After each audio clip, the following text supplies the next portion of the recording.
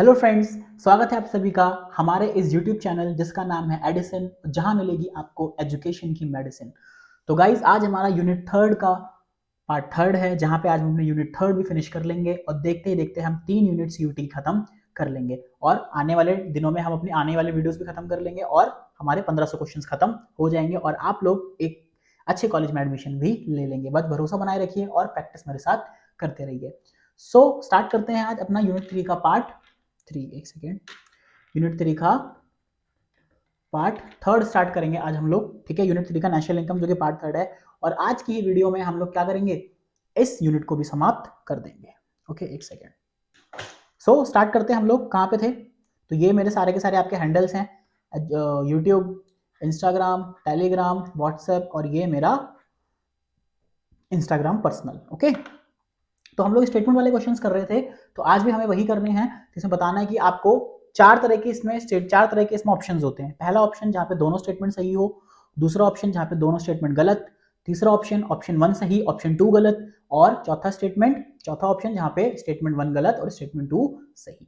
ये हमें चार ऑप्शन है। मैं बेसिकली आपको स्टेटमेंट बता दूंगा कि दोनों सही है या गलत है, बाकी ऑप्शन का वर्डिंग आप लोग इसको टिक मार्क कर लीजिएगा, क्योंकि हमें मेन ये पता होना चाहिए कि स्टेटमेंट सही है या गलत। अगर हमें ये पता चल जाएगा कि स्टेटमेंट सही है, दोनों स्टेटमेंट सही है, कौन सी गलत, हम उसी के अकॉर्डिंग क्या करेंगे, ऑप्शन मार्क करके आ जाएंगे। ओके, तो इसलिए मैंने हर क्वेश्चन में स्टेटमेंट रखी भी नहीं है वो वाली ऑप्शन, क्योंकि बेसिकली हमें क्या पता होना चाहिए कौन सा स्टेटमेंट सही है और कौन सा गलत है। तो स्टार्ट करते हैं 93 का, जो आपका स्टेटमेंट 1 दे रखा है। यहाँ पे क्या दे रखा है, चेंज इन इन्वेंट्रीज में बी प्लान और अनप्लान। बिल्कुल सही, प्लान इन्वेंट्रीज भी होती हैं और अनप्लान इन्वेंट्रीज भी होती हैं। प्लान इन्वेंट्रीज और अनप्लान इन्वेंट्री दोनों आपकी यहाँ पे होती है, तो स्टेटमेंट क्या होंगी आपकी, बिल्कुल सही। और स्टेटमेंट 2 क्या होगी आपकी, अनप्लान इन्वेंट्रीज होगा यहाँ पे, इंक्रीज इन सेल्स में lead to unplanned accumulation of inventories. ऐसा नहीं होता, ठीक है, ऐसा कोई जरूरी नहीं होता। 94 स्टेटमेंट 1 देखेंगे, in order to arrive at market prices we have to subtract net product taxes from the basic prices. तो ऐसा नहीं है, स्टेटमेंट क्या है, गलत।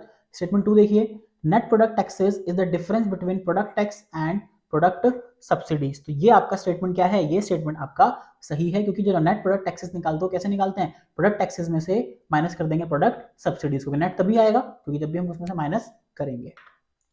नेट देखिए आपका नेक्स्ट है 95 स्टेटमेंट। इसमें देखिए हम क्या देखेंगे, operating surplus can be estimated by adding rent, interest, royalty and profit. मैंने आपको बता रखा है मेरी पिछली वीडियोस में कि ऑपरेटिंग सरप्लस किसके बराबर होता है, rent, royalty, profit and interest, इसके बराबर ही हमारा ऑपरेटिंग सरप्लस होता है। तो स्टेटमेंट 1 आपका एब्सोल्युटली करेक्ट है। बट स्टेटमेंट 2 की अगर हम बात करेंगे, compensation of employ is also known as the income from property and entrepreneurship. जी नहीं, operating surplus is also known as income from property and entrepreneurship.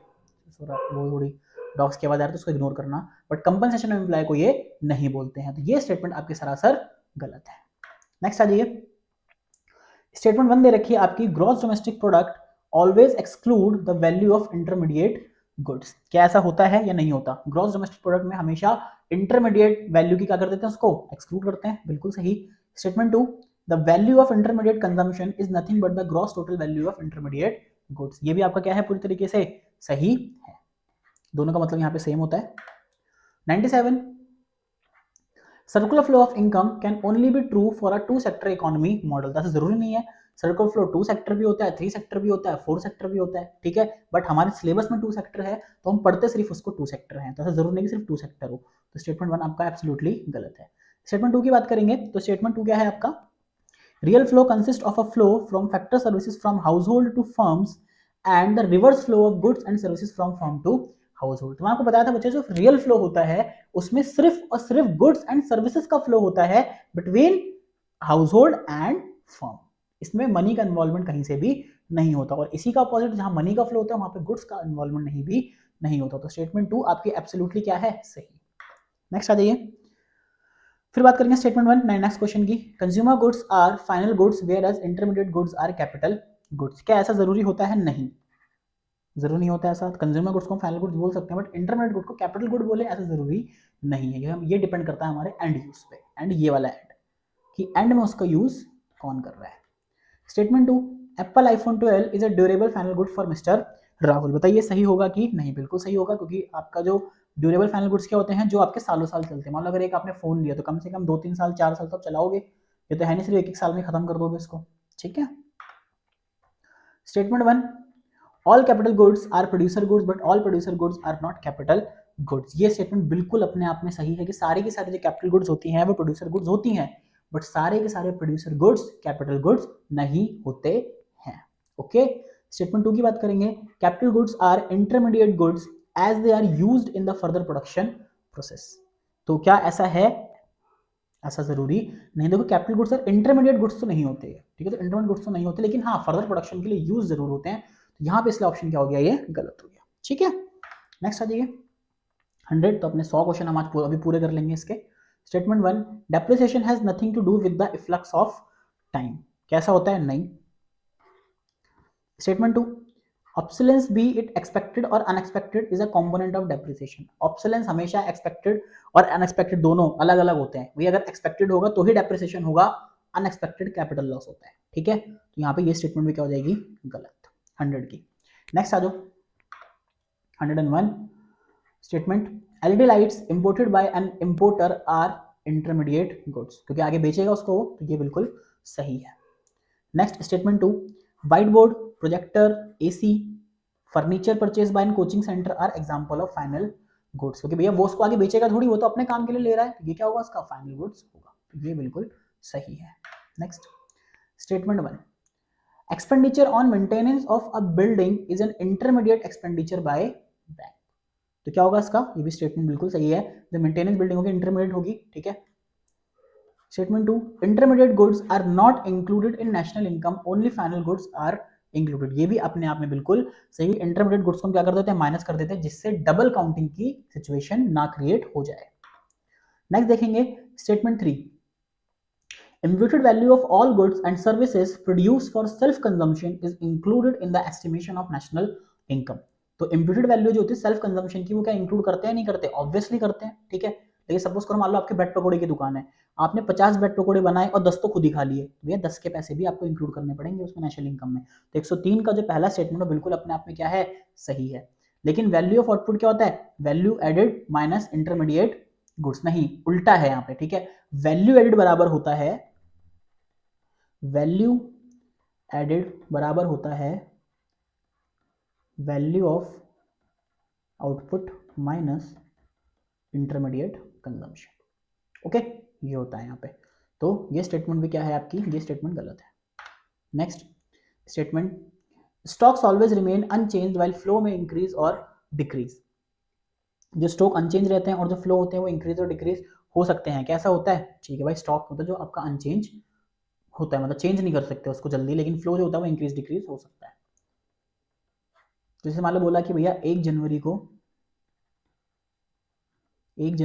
2022 मेरे पास 50 रुपए हैं, तो ये चेंज नहीं हो सकता भाई, थे तो थे 50 ही थे। ठीक है, statement 2, stock variables are measured at a particular point of time. जी नहीं, पीरियड ऑफ टाइम पे करते हैं, सॉरी पॉइंट ऑफ टाइम पे करते हैं, पॉइंट ऑफ टाइम पे वो फ्लो होता है यहाँ पे, अगर फ्लो होता तो वो हो जाता। ठीक है, तो दोनों स्टेटमेंट क्या है अपने आप में बिल्कुल सही है। नेक्स्ट आ जाओ, transaction in second hand goods are not included in national income. बिल्कुल सही, सेकंड हैंड गुड्स को कभी भी इंक्लूड नहीं करते हुए, डबल काउंटिंग की सिस्टम ना आ जाए यहाँ पर। लेकिन brokerage paid on sale and purchase of second hand goods included in estimation, बिल्कुल इससे मिलने वाली जो ब्रोकरेज होती है, जो आपकी मिडिल इनकम होती है, मिडिल मैन जो इनकम कमाते हैं, वो इंक्लूड किया जाता है, वो फर्स्ट टाइम होती है। उनका प्राइस तो ऑलरेडी ऐड हो चुका है ना, लेकिन ये फर्स्ट टाइम हो रहा है, इसलिए दोनों ही स्टेटमेंट 1 एंड स्टेटमेंट 2 दोनों ही क्या है, बिल्कुल सही है। नेक्स्ट स्टेटमेंट 1 की अगर बात करेंगे, an economy with high capital formation is generally seen as progressing on the road of economic growth. कैसा होता है, बिल्कुल सही। ठीक है, जितना ज्यादा कैपिटल फॉर्मेशन होगी उतना ज्यादा प्रोडक्शन होगा और उतना ज्यादा आपका जीडीपी बढ़ेगा, और जितनी ज्यादा जीडीपी बढ़ेगी उतनी ज्यादा इकोनॉमिक ग्रोथ आपकी होगी। यहाँ पर स्टेटमेंट 2 की बात देखो, the expenditure on adding a floor to an existing factory building leads to capital formation in an economy. बिल्कुल सही है, ये भी स्टेटमेंट 2 भी आपकी यहाँ पर एब्सोल्युटली ठीक है। स्टेटमेंट 1 देखो 107 का, for a road transport company expenditure on diesel and maintenance of vehicle constitute intermediate consumption. ठीक है भाई, इंटरमीडिएट होता है, यूज करते हैं उसको हम। Statement 2, the expenditure on the new parts of the fixed asset is intermediate consumption. जी नहीं, वो फाइनल होते हैं यहाँ पे। ठीक है, मतलब इन्वेस्टमेंट होती है एक तरीके से वो। Statement 1, negative externality refers to social cause that cost society by a private action. कैसा होता है, हाँ भाई, कोई भी अगर प्राइवेट एक्शन हो, जैसे मान लो हमने पार्क करे हैं, फिर एक प्रोड्यूसर है उसने कोई फैक्ट्री लगा रखी है रेजिडेंशियल इलाके में, तो वो तो क्या हो रहा है, प्रॉफिट तो हो रहा है, जीडीपी बढ़ रहा है, बस साथ साथ आपकी एक्सटर्नलिटी खराब हो रही है वहाँ पे। तो पहला ऑप्शन ठीक है। तो negative externality leads to reduction in GDP as well as welfare of the people in economy. ये क्या होता है 108 का, ये भी ये गलत है। मतलब वेलफेयर, जीडीपी तो बढ़ता है, देखो रिडक्शन, जीडीपी में रिडक्शन नहीं होता, हाँ वेलफेयर में रिडक्शन होता है यहाँ पे। जीडीपी तो बढ़ रहेगा, अगर मैं यहाँ लिखूं जीडीपी और यहाँ लिखूं मैं वेलफेयर, तो जीडीपी तो बढ़ेगा, वेलफेयर कम हो जाएगा बच्चा यहाँ पे, ठीक है। तो ये चीज है। Next statement 1, double counting is a problem which may arise from value added method if we take output at all stages of production। तो ये स्टेटमेंट अपने आप में क्या है, बिल्कुल सही है, सिंपल सी स्टेटमेंट है। स्टेटमेंट 2 देखेंगे, for every producer his product is a final product so it must be taken into account while estimating national income. ऐसा जरूरी नहीं होता है, ठीक है। Every producer his product is a final product so it must taken into account while estimating national income. जरूरी नहीं है ऐसा कि भैया हर प्रोडक्ट आपका फाइनल प्रोडक्ट यहाँ पर हो, ठीक है। तो ये आपका गलत हो जाएगा। Statement 1, with the help of GNP deflator we can find the value of real GNP during a year even if the value of nominal GNP is not given to us। क्या ऐसा हो सकता है? नहीं भाई, ऐसा हम नहीं कर सकते, फॉर्मूले में कुछ ना कुछ मिसिंग होता है, तो रियल फॉर्मूला अगर हमें मिलेगा तो ही हम उससे कर पाएंगे। Statement 2, real national income is also known as the national income at constant price. ये स्टेटमेंट अपने आप में क्या है, बिल्कुल सही है। रियल को क्या बोलते हैं, also known as national income at constant price. जो आपका कांस्टेंट प्राइस यहाँ पे होता है, जिसको हम रियल जीडीपी भी कई बार बोल देते हैं, ठीक है। तो 111 यानी कि 111 का देखो स्टेटमेंट क्या दे रखी है, only those goods are included in the estimation of domestic product which are sold और purchase in the domestic market of a country. क्या ऐसा होता है? बिल्कुल। स्टेटमेंट 2 की अगर हम बात करेंगे, political frontier is a broader concept as compare to domestic territory. जी नहीं, डोमेस्टिक टेरिटरी ब्रॉडर कॉन्सेप्ट होता है as comparison to political frontier. तो स्टेटमेंट 2 क्या हो गई, गलत हो गई पूरी, ठीक है। सेशन लाइक कीजिए, शेयर कीजिए, प्लीज अपना फीडबैक देना ना भूलिए। चलिए तो 112 को देखते हैं यहां पर हम। स्टेटमेंट 1, एक सेकंड मेरा कर्सर कहां गया, statement 1, if depreciation reserve fund is not maintain production capacity in the economy would tend to go down. तो डेप्रिसिएशन रिजर्व फंड तो बनाना पड़ेगा, तभी तो हम कोप अप कर पाएंगे ना वहां पे, तो प्रोडक्शन कहीं ना कहीं डाउन हो जाएगा। तो ये स्टेटमेंट अपने आप बिल्कुल सही है। Depreciation and capital loss both arise due to expected. जी नहीं, जो डेप्रिसिएशन होता है वो एक्सपेक्टेड ऑब्सोलेंस होता है, और जो कैपिटल लॉस होता है वो होता है अनएक्सपेक्टेड, ठीक है। तो एक्सपेक्टेड ऑब्सोलेंस और capital loss unexpected obsolescence. Statement 1, 113 का, income in the form of capital gain is a part of capital formation. कैसा होता है? बिल्कुल नहीं, कैपिटल गेन कैपिटल फॉर्मेशन कभी भी नहीं होता है। Statement 2, capital gain and capital losses are included in the estimation of national income. Capital loss थोड़ी इंक्लूड करते हैं कभी भी, और ना ही कैपिटल गेन करते हैं, तो दोनों ही स्टेटमेंट क्या हो गई आपकी, गलत हो गई। 114 स्टेटमेंट 1 है आपका, production of defence goods is a limitation of GDP as an index of social welfare. जी हाँ बिल्कुल, क्योंकि डिफेंस गुड्स से आपका जीडीपी बूस्ट तो करेगा, लेकिन साथ साथ वेलफेयर आपका यहाँ पे काउंट नहीं होगा। तो ये स्टेटमेंट क्या है, सही है बिल्कुल। Statement 2, GDP does not give us clear indication of economic welfare. बिल्कुल सही। तो जीडीपी से, सिर्फ जीडीपी के बढ़ने से हम ये नहीं पता लगा सकते कि हमारा जो कंट्री है वो बिल्कुल उसमें वेलफेयर भी हो रहा है या सब कुछ हो रहा है यहाँ पे। तो ये स्टेटमेंट भी अपने आप में सही है। अगर यहाँ डज नॉट लिखा होता तो ये स्टेटमेंट गलत, डज नॉट नहीं लिखा होता तो ये स्टेटमेंट अपने आप में गलत हो जाती। तो ये नॉट, डज नॉट, इन सब का ध्यान रखना, ठीक है, एग्जाम में। चलिए स्टेटमेंट वाला लास्ट क्वेश्चन है हमारा। Statement 1, GDP sorry gross domestic capital formation, investment की बात कर रहा है, equals sum of gross fix capital formation and change in stock. बिल्कुल सही, 115 का बिल्कुल सही। जो ग्रॉस डोमेस्टिक कैपिटल फॉर्मेशन होती है वो कैसे निकलती है, जब gross domestic fix capital formation में हम चेंज इन स्टॉक को ऐड कर देते हैं। स्टेटमेंट 2 की अगर हम बात करेंगे, fall in the buffer stock of a essential commodity in an economy is a part of gross fix capital formation. तो ये आपका स्टेटमेंट बिल्कुल गलत है। स्टेटमेंट 1 सही है, स्टेटमेंट 2 गलत है। नेक्स्ट आ जाइए, हम यहाँ पे क्या कर रहे हैं, अभी ऑप्शन वाले क्वेश्चन है आपके यहाँ पर, ठीक है। चलिए तो क्वेश्चन 116 देखते हैं क्या दे रखा है। While estimating national income and NPFC by value added method, हमें NPFC निकालना है, following should be the necessary arrangement of steps to be taken। तो क्या होगा इसमें, मैं आपको स्टेप्स बताता हूँ सीधा। आपका ऑप्शन नंबर सी जो है वो राइट आंसर है। कैसे, सबसे पहले थर्ड लेंगे, classifying the production unit into primary secondary and territory. बिल्कुल सबसे पहले हम इसी को लेंगे, ठीक है। फिर calculating the GDP at market price, GDP MP निकालेंगे, दूसरा स्टेप। फिर तीसरा होगा आपका second estimation of domestic income, ये तीसरा स्टेप है, और चौथा एडिंग एनएफआई, यानी कि आपको अगर आपको नेशनल इनकम निकालनी है तो कौन कौन सा स्टेप आपको यहाँ पर लेने पड़ेंगे, वो यहाँ पे क्वेश्चन आपका दे रखा है। तो option number C will be the right answer. Next, calculation of national income and NPFC by income method. एक सेकंड, अच्छा दूसरा क्वेश्चन है, ठीक है। तो कौन कौन से स्टेप लेने हैं यहाँ पर हम यहाँ पे लेंगे ऑप्शन नंबर ए। कैसे? Identification and classification of all production unit, पहला स्टेप हो गया आपका ये, ठीक है। फिर third, calculation of compensation of employ, operating surplus and mix income, क्योंकि अगर हमें इनकम मेथड से निकालना है तो हमें तीन चीजें पता होनी चाहिए, compensation of employ, mix income and operating surplus. ये आपका दूसरा हो गया, ठीक है, दूसरा स्टेप। तीसरा स्टेप क्या होगा आपका? Calculation of domestic income by finding compensation of employ, operating surplus and फिर तीसरा ऑब्वियसली वाले एनडीपीएमसी निकालनी है, तीसरा स्टेप, और चौथा तो आपका है ही फोर्थ, ये आपका फोर्थ हो जाएगा, ठीक है। Next, estimation of national income bye expenditure method involve various steps, यहाँ पर, ठीक है। अब यहाँ पे एक्सपेंडिचर की बात कर रहे हैं, ठीक है। हम लोगों ने पहला क्वेश्चन करा वैल्यू एडेड वाला, फिर दूसरा करा इनकम, तीसरा भी यहाँ पर हम ये कर रहे हैं। तो 118 ऑप्शन क्या होगा यहाँ पे हम लोग देखेंगे। अगर हम ऑप्शन नंबर सी को ध्यान से देखें तो second step, identify all economic units incurring final expenditure, तो यहाँ पे इसको हम सबसे पहले करेंगे, ठीक है। फिर classification of final expenditure into private final consumption expenditure, government final consumption expenditure, इसको हम करेंगे। जो भी आपका फाइनल एक्सपेंडिचर है उसमें दोनों चीजें होंगी, गवर्नमेंट की भी और प्राइवेट की भी, उसको हम क्लासीफाई करेंगे यहाँ पर। फिर fourth, estimating the value of gross domestic product at market price, ये आपका तीसरा स्टेप है। क्यों? क्योंकि जीडीपी एमपी ही एक्सपेंडिचर मेथड से निकाला जाता है। फिर लास्ट में क्या कर देंगे? Calculating net national product at factor cost, ये आपका फोर्थ स्टेप यहाँ पर हो जाएगा। तो option number C will be the right answer. 190 देखिए यहाँ पे आपको मैच करना है 119 में, ठीक है। मैच करना है आपको क्या कि कौन सी चीज किस पे मैच करेगी। तो देखो भाई, अगर मैं ऑप्शन नंबर ए की तरफ ध्यान से देखता हूँ तो ए का थर्ड जो मनी सप्लाई है वो आपका स्टॉक वेरिएबल होता है, सबको पता है, ऑप्शन नंबर ए, ठीक है। जो नेशनल इनकम है वो फ्लो वेरिएबल है, ऑप्शन नंबर बी। जो आपका payment for goods and services है ये क्या होगा? ये आपका नॉमिनल फ्लो है, ऑप्शन नंबर सी। और लास्ट बचा जो फैक्टर सर्विसेज, ये क्या होगा? Option number D, stock variable हो जाएगा, फिजिकल फ्लो हो जाएगा, ठीक है। चलिए यहाँ पे देखिए 120 में भी आपको मैच कर रही है, ठीक है बच्चों। देखो मैं हर टाइप के क्वेश्चन करा रहा हूँ कि कोई भी टाइप का क्वेश्चन आपके एग्जाम में फंस सकता है। तो सी ऑप्शन अगर हम यहाँ पे हम देखेंगे, हमें देखना है यहाँ पर, देखिए ए का थर्ड जीडीपी एमपी डेप्रिसिएशन, अगर जीडीपी एमपी में से डेप्रिसिएशन माइनस करूंगा तो क्या बन जाएगा? NDP MP. एनडीपी एमपी कौन सा ऑप्शन में है? ये रहा, ठीक है। तो ये हो जाएगा ऑप्शन नंबर ए। फिर अगर मैं देखो जीडीपी एफसी में एनआईटी ऐड करूंगा तो जीडीपी एमपी बन जाएगा, ये रहा आपका option number B.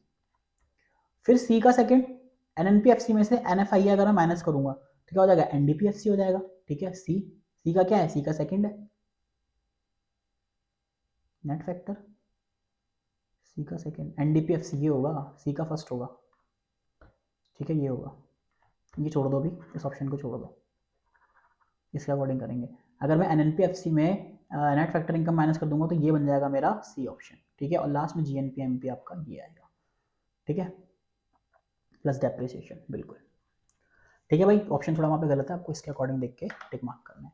Match list 1 with list 2, देखते हैं यहाँ पे कैसे करेंगे। 121 का क्या है आपका? अगर हम देखेंगे यहाँ पे इनकम फ्रॉम लॉटरी, तो विंडफॉल गेन है, ऑब्वियस सी बात है, तो ये होगा ऑप्शन ए, ठीक है। Payment of income tax compulsory transfer payment है, इसके बदले कुछ मिलेगा नहीं आपको, बी, ठीक है। सी का income from sale of second hand car, क्या मिलेगी? Capital gain, C. और last construction of new house, capital formation हम लोग यहाँ पर करते हैं। तो बी सी डी ए, तो बी सी डी ए कहाँ है भाई? यानी कि सेकेंड, ऐसे कुछ होगा ना, तो देख लेना अपने अकॉर्डिंग, ठीक है। चलो मैच लिस्ट 1 लिस्ट 2, 122 का देखो भाई, 122 का क्या होगा? Wages receive by worker, factor income है, ऑप्शन नंबर ए, ठीक है। फिर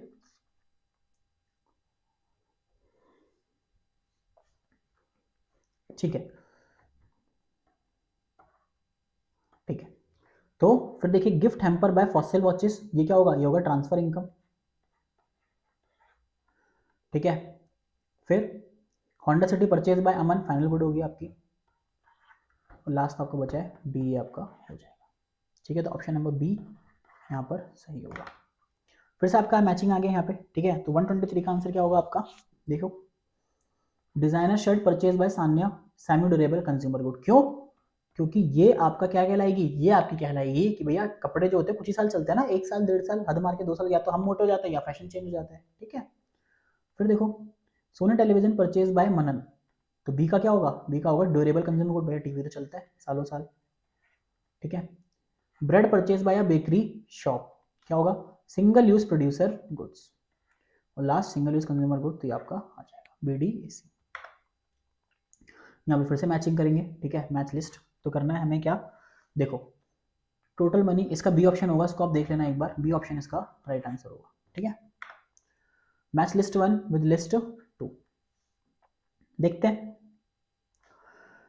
यूज ऑफ पब्लिक पार्क क्या होगा, पॉजिटिव एक्सटर्नलिटी, ऑब्वियस सी बात है, option number. Painting of a house during leisure time, ये क्या होगा, ये होगा जीडीपी, सॉरी एक सेकेंड,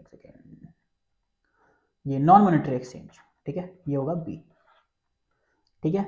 फिर pollution cause by factory, negative C, और लास्ट में डी, इसका होगा डी ऑप्शन, ठीक है। The economic variable which is measured at a given point of time is known as, given point of time पे कौन सी चीजें मेजर की जाती हैं, स्टॉक वेरिएबल, सबको पता है, बच्चे बच्चे को पता है, मतलब 11-12 के तो बच्चे हो गए ना तुम। Stock. Domestic factor income does not consist of which of the following, domestic factor income क्या कंसिस्ट यहाँ पर नहीं करता, तो बताओ मुझे क्या नहीं होगा, D value of intermediate goods, option number D will be the right answer. In a close economy firms depend on the house hold for the supply of, ठीक है, जो फर्म होगी वो हाउस होल्ड पर डिपेंड करती है किस चीज के लिए, किस चीज के लिए भाई, फैक्टर इनपुट्स के लिए, ऑब्वियस सी बात है, क्योंकि जो फर्म होती है वो ओनर होते हैं फैक्टर ऑफ प्रोडक्शन के, तो वही देंगे लैंड लेबर कैपिटल एंटरप्रेन्योरशिप, जिसके बदले उन्हें क्या मिलता है, rent wages interest profit. Identify flow variable from the following, ठीक है, तो आपको आइडेंटिफाई करने हैं यहाँ पे कौन से फ्लो वेरिएबल है, तो मनी इनकम ड्यूरिंग आ गया ना, ड्यूरिंग, ठीक है होगा, यही आपका फ्लो होगा, बाकी सारे क्या स्टॉक है, तो option number C will be the right answer. Which of the following correctly represent value at market price, ठीक है, करेक्टली रिप्रेजेंट करने हैं, देखो क्या होता है इसमें, 130 का बताओ क्या होगा आंसर, कमेंट करो। Factor cost plus net indirect, इसमें अगर हम ऐड कर देंगे, एफसी में अगर हम एनआईटी ऐड कर देंगे तो क्या बन जाता है, एमपी बन जाता है, मार्केट प्राइस बन जाता है। विच of the following is correctly represent value at the national income, तो मिक्स इनकम, फिर यहाँ पे क्या करेंगे, net factor income from abroad, यानी कि ए ऑप्शन होगा 131 का। ये पूछा है क्या बच्चे, शॉर्ट फॉर्म है, compensation of employ, operating surplus, mix income surplus, mix income of self employ, और net factor income from factor, net factor income from abroad, ठीक है। इन सबको ऐड करेंगे तो क्या बनेगा, ये बन जाएगा आपका NNPFC. Which of the following correctly represent the value of GNPFC, तो जीएनपीएफसी में कौन सा होगा, ऑप्शन नंबर बी, ये आ जाएगा आपका compensation of employ, operating surplus, mix income of self employ, net factor income from abroad, और डेप्रिसिएशन यहाँ पे हम और ऐड कर देंगे, एक सेकेंड, डेप्रिसिएशन माइनस करेंगे ना, जीएनपीएफसी पूछा है 132 में, हाँ हाँ ठीक है, डेप्रिसिएशन ऐड करेंगे, ठीक है ठीक है ठीक है, दिमाग तो हो गया, चल रहा है। Net national product at factor cost is generally, net national product at factor cost, इसमें क्या होगा, इसमें होगा इक्वल्स टू नेशनल प्रोडक्ट, वही तो पूछा है, एनएनपीएफसी, ये नेशनल इनकम ही तो होती है मेरे लाल, नेशनल सॉरी इनकम, ठीक है। Refrigerator purchase by house hold is, अगर हाउस होल्ड परचेज करेगा तो क्या होगा, ड्यूरेबल होगा पहली बात तो क्या होगा, durable consumer good, sorry option number C.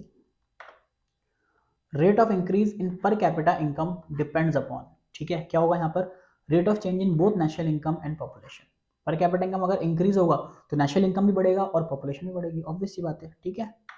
Next, which of the following does not constitute intermediate consumption, does not constitute intermediate consumption, ठीक है, तो क्या करना है, इसमें इंटरमीडिएट कंजम्पशन कौन सी चीज नहीं आती है, तो अगर हम ऑप्शन नंबर ए को ही देखेंगे, non durable goods received in kind by the government as transfer payment, यही आपका ऑप्शन यहाँ पे सही होगा। 137, when will NNPFC be equals to NDP, ठीक है, क्वेश्चन एनडीपी, ठीक है, तो क्या होगा इसमें 137 में, अगर मैं डी ऐड कर दूंगा, when net factor income is 0, तो यही आपका आंसर हो जाएगा। Which among of the following is a public good, public good कौन सा है इसमें से बताइए, तो स्ट्रीट लाइटिंग सबके लिए होती है ना ये, नॉन एक्सक्लूडेबल और नॉन राइवल, ठीक है, तो स्ट्रीट लाइटिंग है।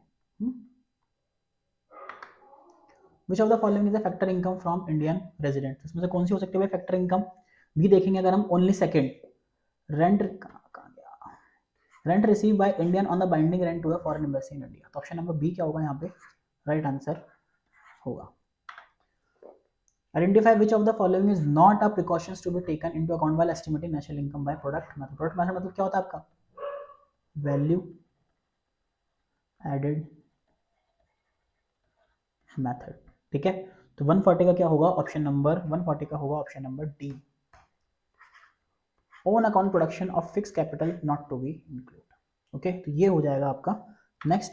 सो हमने यूनिट थर्ड का पार्ट 3 भी यहाँ पर कंप्लीट कर लिया है, तो हम 3 यूनिट यहाँ पे खत्म कर चुके हैं और आने वाली वीडियोस में आपको सारी यूनिट्स देखने को मिल जाएगी। तो thank you so much for watching the video, video पसंद आया तो प्लीज लाइक कीजिए, शेयर कीजिए एंड अपना फीडबैक देना ना भूलिए। Thank you so much and have a good day.